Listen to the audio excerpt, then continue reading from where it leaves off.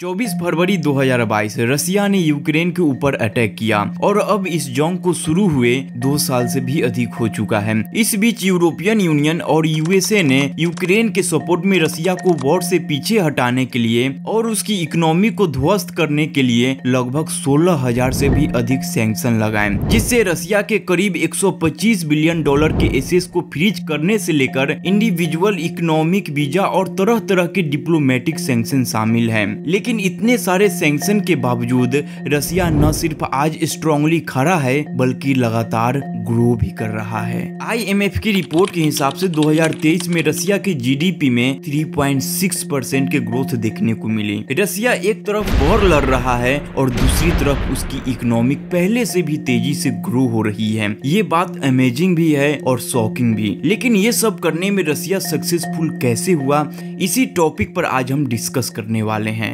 So friend, पहले Russia Ukraine के बीच शुरू हुए कॉन्फ्लिक्ट के बैकग्राउंड को शॉर्ट में समझ लेते हैं कि आखिर क्यों इन दोनों देशों के बीच युद्ध में अमेरिका और यूरोपियन यूनियन रसिया पर सैंक्शन लगा रहे हैं, उनका क्या फायदा है। तो समय की पहिया थोड़ा पीछे घुमाते हैं और उस समय में चलते हैं जब सोवियत यूनियन टूट चुका था और दशकों तक चली कोल्ड वॉर में अमेरिका की जीत हुई थी। सोवियत यूनियन के टूटने के बाद इसका हिस्सा रहा यूक्रेन एक इंडिपेंडेंट देश के रूप में उभरा, लेकिन सोवियत यूनियन का पार्ट रहने के बावजूद as a independent nation Ukraine के प्रिंसिपल यूरोप और अमेरिका के एलाई थे। यहाँ यूरोपियन कंट्री और अमेरिका भी यूक्रेन को अपने पाले में करना चाहता था ताकि फ्यूचर में अगर फिर से रसिया अपनी ताकत गेन करे तो यूक्रेन एक बफर स्टेट के रूप में यूरोपियन यूनियन और अमेरिका के काम आए। इसलिए यूक्रेन भी चाहता था कि उसे एक यूरोपियन कंट्री के रूप में जियोपॉलिटिकली लेवल पर देखा जाए। यही कारण है कि यूक्रेन नेटो की हिस्सा बनना चाहता था।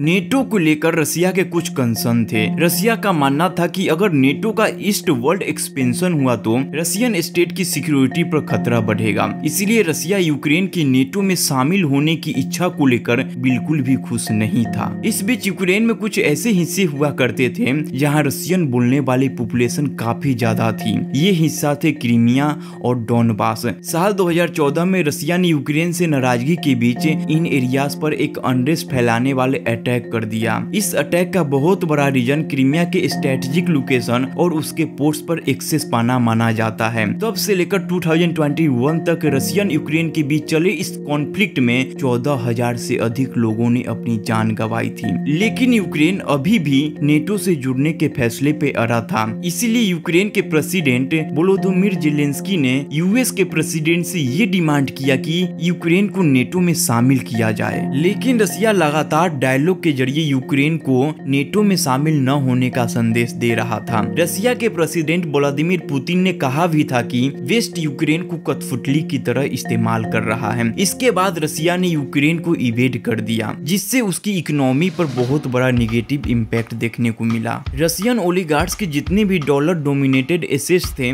सब फ्रीज हो गए, जिससे रसियन रूबल वर्ल्ड मार्केट में काफी कमजोर हो गया। साथ ही यूएस प्रेसिडेंट ने रसियन इमेज को खत्म करने के लिए रसिया के ऊपर स्ट्रिक्ट सैंक्शन लगाने का फैसला किया। 2022 में वॉर के खर्चों के कारण और इस सैंक्शन की वजह से रसियन जीडीपी लगभग 2.1% से कॉन्ट्रैक्ट हो गई थी। ये सैंक्शन रसिया को पूरे वर्ल्ड से आइसोलेट करने के लिए और उसके कमर तोड़ने के लिए लगाया गया था। इकोनॉमिक सैंक्शन लगाकर यूरोपियन यूनियन और यूएस ने रसिया को कमजोर करने का प्रयास किया ताकि इस जंग से उसे पीछे हटाया जा सके। इंडिविजुअल सैंक्शन की बात करें तो रसिया के टॉप स्टेट ऑफिसर के यूरोपियन यूनियन में रखे करीब 21.5 बिलियन डॉलर के एसेट्स को फ्रीज कर दिया गया। इसके साथ ही सेंट्रल बैंक ऑफ रसिया में रखे हुए 300 बिलियन डॉलर के एसेट्स को यूरोपियन यूनियन और G7 कंट्री द्वारा ब्लॉक कर दिया गया। इकोनॉमिक सैंक्शन में 48 बिलियन डॉलर के एक्सपोर्ट और 91.2 बिलियन डॉलर के इंपोर्ट पर भी सैंक्शन लगाया गया। इस तमाम सैंक्शन के बाद रसिया की technology, transportation equipment, oil refining में लगने वाली स्पेसिफिक मशीन, एनर्जी और लग्जरी गुड्स पर भी बैन लगा दिया गया। मगर ये सैंक्शन लगाया क्यों जा रहा था? तो फ्रेंड, सैंक्शन को लगाने के पीछे का मकसद रसिया को इकोनॉमिक वॉर में ढकेलना था, यानी कि रसिया को इकोनॉमिकली इतना कमजोर कर देना था ताकि रसिया इस युद्ध को अफोर्ड ही नहीं कर पाए। हालांकि सरप्राइजिंगली हुआ इसका उल्टा। हाल ही में रिलीज IMF की रिपोर्ट के हिसाब से रसिया की जीडीपी में में 3.6% के ग्रोथ देखने को मिली, जो बाकी के G7 देशों के मुकाबले सबसे अधिक है। और 2024 की प्रेडिक्शन है कि रशियन इकोनॉमिक 2.6% की एवरेज ग्रोथ से ग्रो करेगी। पर अब सवाल ये आता है कि आखिर रसिया खुद को बचाया कैसे? जहां अमेरिका और यूरोपियन यूनियन के सैंक्शन की वजह से ईरान और नॉर्थ कोरिया जैसे देशों की कमर टूट गई, वहीं रसिया ने अपने आप को कैसे बचाया? तो यहाँ रसिया ने सैंक्शन के असर को निगेटिव करने के लिए 3 रास्ते अपनाए। पहला, स्ट्रॉन्ग सेंट्रल बैंक मेजर्स। रसिया के इकोनॉमिक स्टेबिलिटी मेंटेन रखने में वहाँ के सेंट्रल बैंक ने बहुत बड़ा रोल निभाया। रसिया के सेंट्रल बैंक ने एग्रेसिव तरीके से इंटरेस्ट रेट को बढ़ा दिया। इंटरेस्ट रेट के बढ़ने से वहाँ के पॉपुलेशन लोन लेने से बचने लगी, जिससे इकोनॉमी में पैसे के सर्कुलेशन स्लो हो गया, यानी कि लिक्विडिटी कम हो गई। अब लिक्विडिटी कम होने का सीधा इम्पैक्ट इन्फ्लेशन पर पड़ा और इन्फ्लेशन को कंट्रोल कर लिया गया। दूसरा तरीका था लूप होल्स, जिसकी मदद से रसिया ने सैंक्शन के इम्पैक्ट को नॉर्मलाइज करने के रास्ते खोज लिए। सैंक्शन की वजह से सबसे पहले रसियन ऑयल पर वेस्ट ने ऑयल कैप लगा दिया, लेकिन रसिया ने उस कैप को बाईपास करने के लिए बेहतरीन और बहुत बड़ा अंडरग्राउंड नेटवर्क बनाया, जिससे वो इन एनसोइल ऑयल को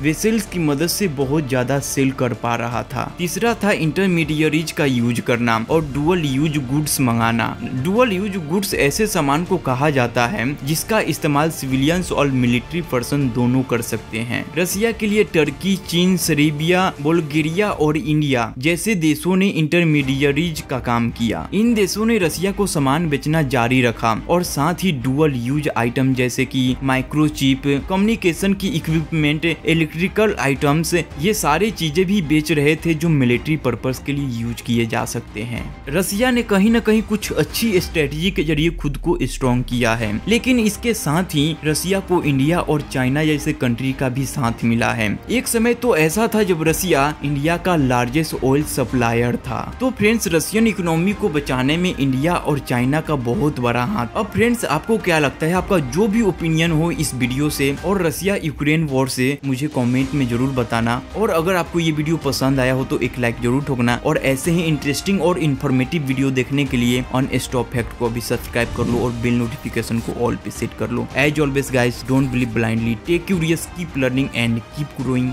जय हिंद।